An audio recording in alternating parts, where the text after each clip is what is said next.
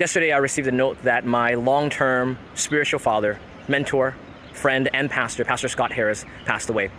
And I want to use this video to give honor to this man who has blessed so many believers. I often reflect on, if it weren't for Pastor Scott, I would have walked the way of sin and worldliness. I would certainly not have prioritized the things of God. I would certainly not be a pastor, because it is a hard life. It is a financially difficult life.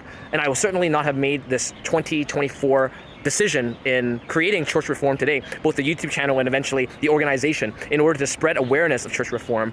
It was at a significant financial risk to me and my family. Although, of course, my wife was in agreement. I shared with her, we prayed about it, and she is in support of this vision. But still, I would not have pursued these things if it weren't for Pastor Scott in my life. It is his example where during COVID, he had almost passed away. God gave him a few more years to live, to be with us, to be among the church, be in my life. But he inspires me to press on.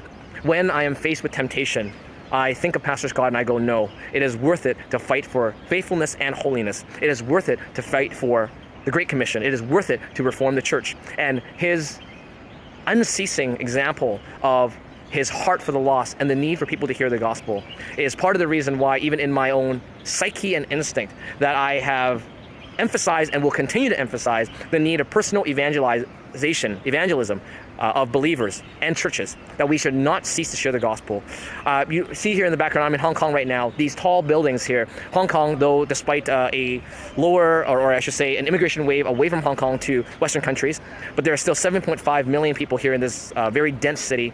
We have in Greater Vancouver around 3 million because of greater immigration rate.